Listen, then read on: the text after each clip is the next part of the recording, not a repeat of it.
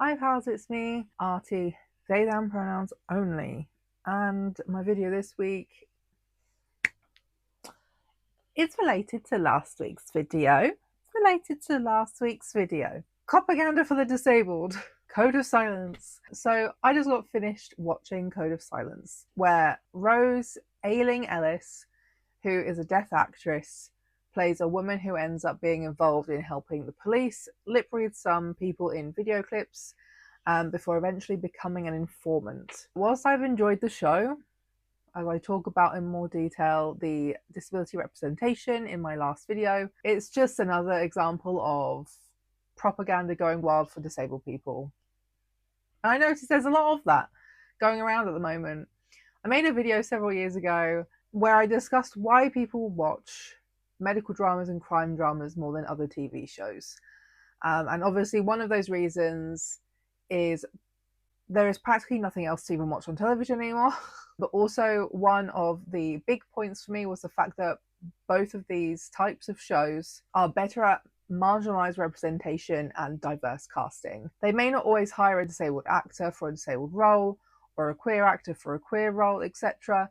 But they do often have more of these roles on TV in general, but also in bigger named and leading roles. And Code of Silence is just another example of a leading role for a disabled character. So this kind of comes with other shows that I have watched and discussed some bits about on here. Some things I haven't discussed for reasons that I will get into, but similar to Patience and Astrid Murder in Paris, which are the same show, just different countries producing them, where the main character is an autistic woman working in criminal records. The UK version hired autistic actors, whilst the French version developed the show with autistic consultants. Also things like Strike, which I won't talk a ton about because it was originally written by J.K. fucking Rowling. Where Cormoran Strike is an ex-cop. He was also in the army, so he's now a veteran and now turned private investigator, who is an amputee. The actor for Cormoran Strike does have a cleft lip, or did. It was corrected from birth, but he is not actually an amputee, which is something I learned whilst doing my tiny bit of research for this video. More reasons to hate it. Great. But that show also has quite a lot of other messed up disability representation. In some ways, I liked some parts of it. But also the Emmy episode is, yeah, some of the things I appreciated, some of the things I really did not. I don't think other people did either. I think I saw a lot of articles about, or at least one about that. And I mean, really, the show to have birthed this phenomenon, in my opinion, is honestly Silent Witness.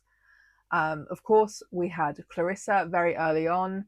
Actually, to be honest, I don't know, because I haven't seen Silent Witness from the very beginning. It seems to have been going on for fucking ages, and there's a lot of casting changes. So, in my opinion, from very early on, from the beginning of me ever watching that show, we had Clarissa. She had been on there for a very long time already by that point. Clarissa/Clarissa's actress Liz Carr are power chair users. Liz has a rare disease, rare genetic condition called, I'm going to butcher this, right?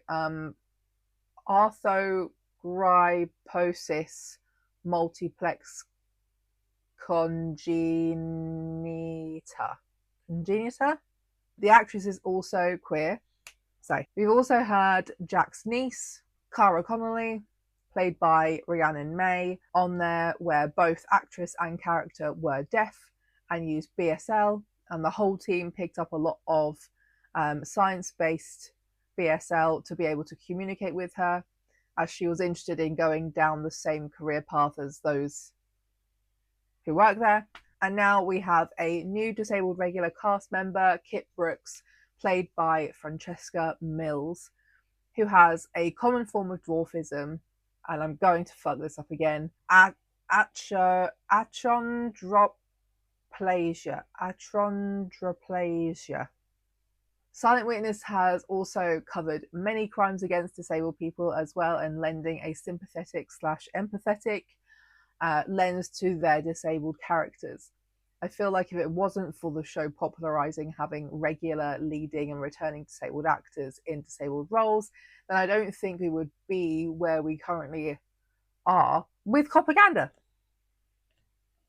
I think something that's particularly interesting to me is that whilst these are all cop shows, no disabled people involved have actually been cops in the show. You know, in Silent Witness, this is the mortuary side of things, so it's a lot of dead body stuff, looking for evidence out in the field, data analysis, etc. The real brains of an investigation, in my opinion. For Patience and Astrid Murder in Paris, like I said, it's working in the criminal records, not being a police officer, though in Astrid Murder in Paris, she does take the exam, just so that she is allowed to continue going on investigations with the others, rather than just being a civvy, basically. And Strike, like I said, he's a private investigator, though he used to be a cop, also used to be in the army. Annoyingly, my little mic setup doesn't work on my laptop, even though there is no reason why it shouldn't work. But I didn't fully put together in my mind that Strike doesn't fully fit what I'm discussing here because the actor isn't disabled. However, if I remove all of the sections, then my video would just be super short. But also, it does still kind of fit the themes I'm talking about when it comes to disabled characters' place in crime dramas in particular. You know, specifically as Cormoran Strike's character is no longer a cop after he becomes disabled. I'm pretty sure that's the chronology of it or whatever. So yeah, bear with, I barely mention it honestly, but I clearly haven't watched enough crime dramas with examples in. And then, of course, with Code of Silence, she was literally just working in the cafeteria of a local police station. She just filled in a database, community database form where they just put down their skills that the police might find useful. And she put down that she could lip read. They needed a lip reader, couldn't hire one. And that's how she got involved in the investigation. Before being such a pain in the ass of everybody on that team, she ended up forcing her way into being an informant as well. So it's interesting because I think it shows the dynamic between disabled people and the police in the UK, that they will use us when it's convenient, but will do everything possible the rest of the time to deny disabled people have any capabilities within their job role or within the police in general. That most of the disabled characters we see working alongside police are highly intelligent and usually pass what is necessary to be a cop and or have an extremely niche but valuable talent. And then something I said at the end of my previous video to do with this perception and how it highlights disabled people using their disabilities a lot of the time in a way that is helpful and far beyond the average person's capabilities a lot of the time, but also not doing it in a superhero-y kind of way, just in a way that highlights, hey, look, just because disabled people can't do XYZ that you do, doesn't mean they can't do these other things that you can't do. Like, this is maybe the one thing I think is kind of like fun about these shows, is that when it does center a disabled person, it's very much like, hey, look, their disability is actually beneficial, and not in like a superhero way. It's just like, hey, look, these people have better skills than us in these particular areas. We should maybe just listen to them. Maybe we should. Wow, I know, what a concept. Listening to disabled people. Please. Please. Which is something that I appreciate in disabled representation. It's not the over. I don't know, I can't think what the word is. Over something. The overcompensation from not being able to do things to, oh my god, my disability is a superpower, so I'm better than everybody vibe. I don't know. You see it a lot in Code of Silence. That one officer in particular is so aggressive and short when he communicates with Alison, which is Rose's character. He is trying to intimidate her and belittle her because he knows she has secret information on him, that he is having an affair with another woman at work, and everybody actually already knew about it, but he didn't think they did, so he bullied the one person who he assumed knew, because she can lip read and worked in the canteen where they had a lot of their conversations about their affair. He sees her as a threat and does everything possible to block her from doing her job fully. This comes up a lot in general in Silent Witness as well, where many of the detectives they work with, usually old white men but not always, talk over or try to shoehorn their explanation into the evidence, and the others, but especially women and disabled people, have to push and explain the science of their findings to prove the detective is not correct. And with Patience and Astrid Murder in Paris, Raphael, or B, have to do a lot of convincing of many different staff members to let her keep speaking to Astrid, consulting with Astrid, having Astrid at the scenes, etc. I remember in Astrid Murder in Paris, one particularly stubborn member of staff was one of the mortuary people. He was always very stubborn because he didn't like the way the interactions between him and Astrid went. Astrid in the French version is a lot more abrupt and direct, erring into kind of like rudeness, whereas the UK Patience is a little bit more of a quieter, socially awkward version of an autistic woman. So they also have different experiences and representations of being autistic in their roles. But like I said, the UK one is actually played by an autistic person, so that makes it better, to be honest, in a lot of ways. But the French show did a lot of the original legwork when creating the show, having a lot of autistic consultants. Didn't hire any autistic writers though, or actors. I also just want to note that all of the characters that are played by disabled actors are women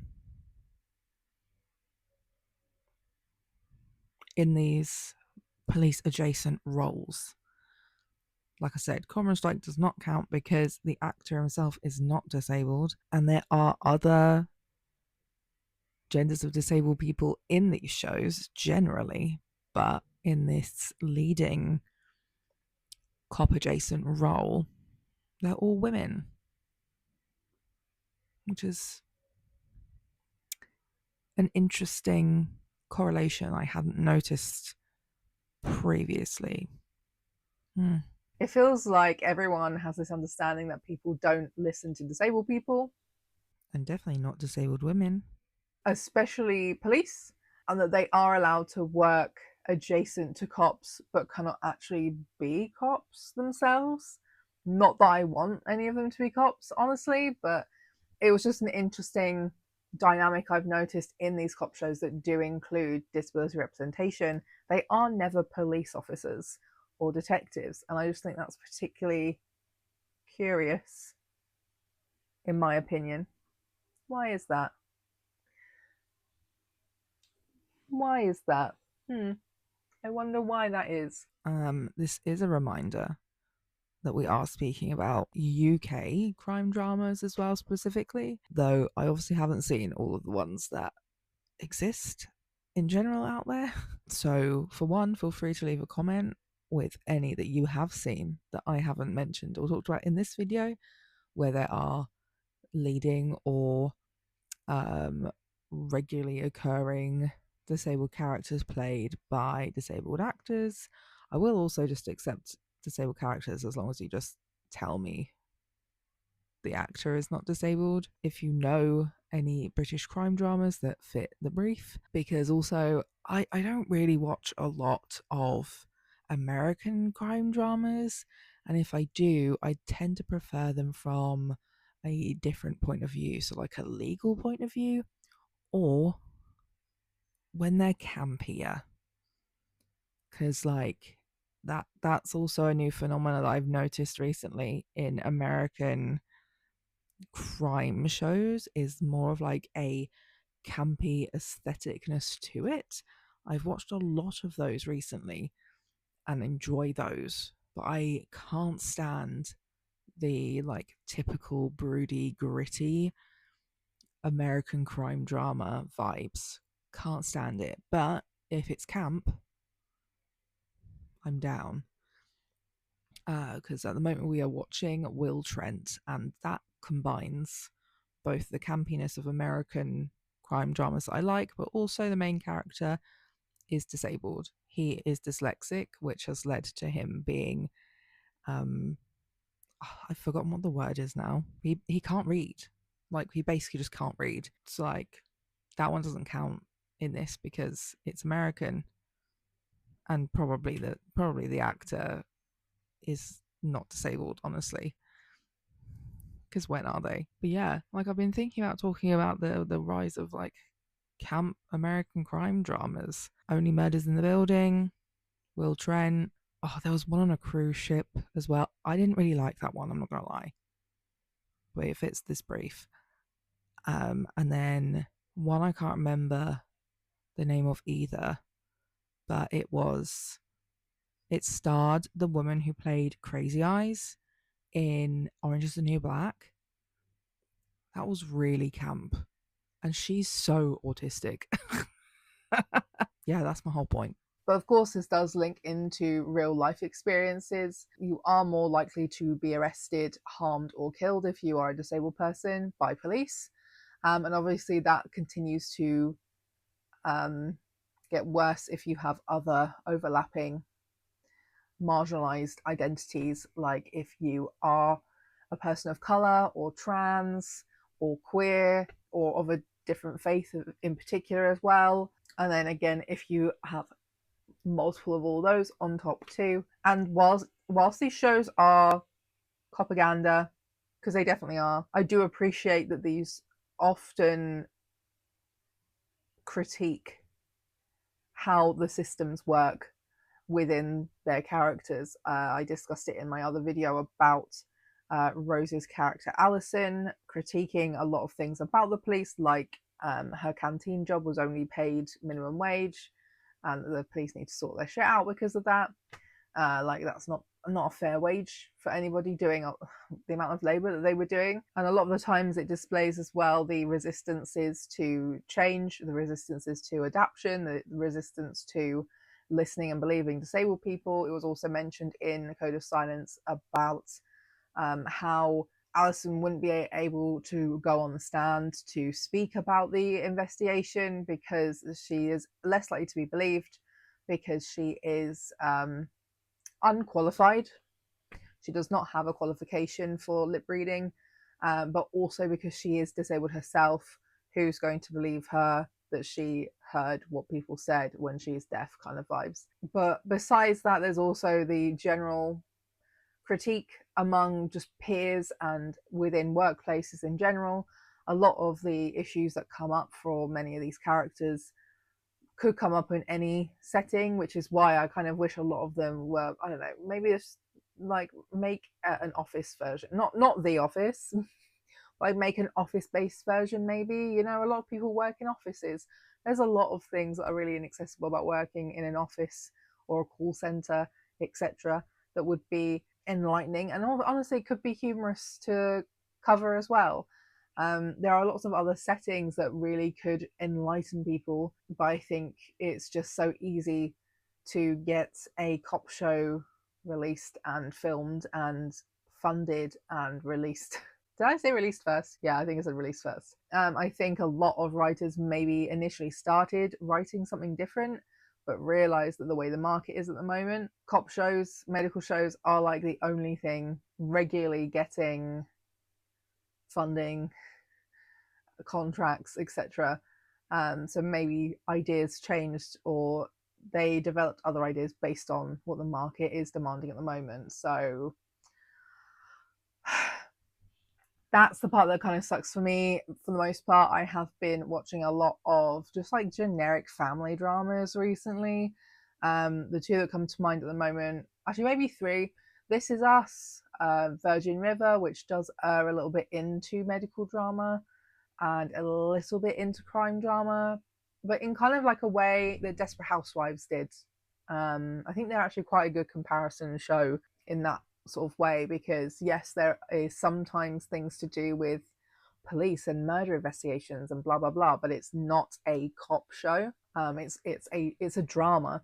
So yeah, Virgin River, This Is Us, and we're currently watching Parenthood, and it's just nice to be watching normal people who are also so varied. There's enough people in the cast who are so different from each other that you can enjoy it and you can relate to a lot of the things that at least somebody will be going through at some point. And I really want to make some videos on these shows, but I just don't really know what to say or like how to go about it, because for me it's easier to critique a cop show because it's propaganda and it's still trying to find a way to say, look, good cops, wah wah wah.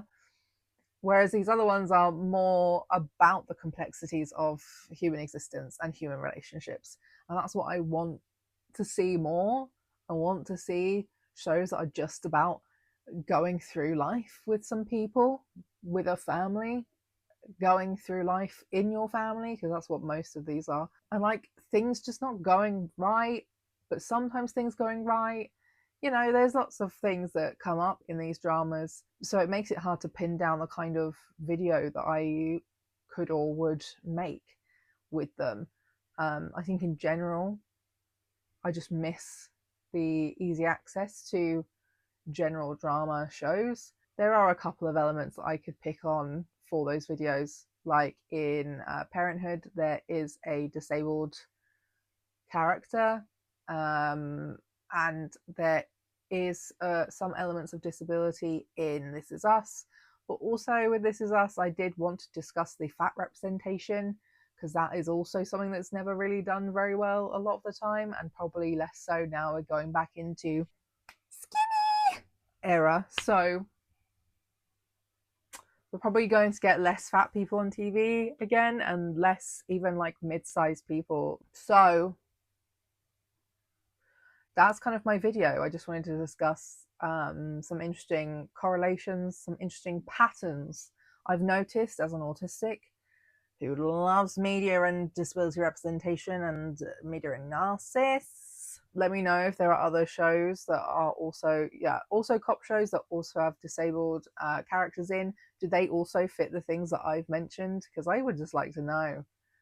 Also, let me know if there's any that I haven't watched, because I haven't actually seen many who have disabled leading or like main cast, returning cast characters. So I would definitely want to watch more of those, maybe get further in the analysis. I don't know. But yeah, so that's my video for this week. Don't forget to like, comment, subscribe, watch my other videos to support the channel. And yeah, I mean, you might as well go and watch my video from last week where I was just talking about Code of Silence in general and the disability representation that I like to notice. And yeah, I think I finally realized what my issue is with doing this little sitting here thing. I was thinking about getting some yoga blocks, but I realized I actually want a little stool. I just want a little fucking stool. I need something that I can sort of like, I can kneel down on the floor and then just scoot this stool under my butt and then plonk my butt down, and then I think I'll finally be comfortable and not have dead feet all the time, or like suddenly sinking in a different direction because I'm on a huge pile of pillows. Don't know when I'm going to get that little stool, or if it will even be a suitable height. I need to find something that fits the right height. But yeah, I just wanted to share that because I just realized that today. Anyway, thanks for watching, and I will see you next week. Bye.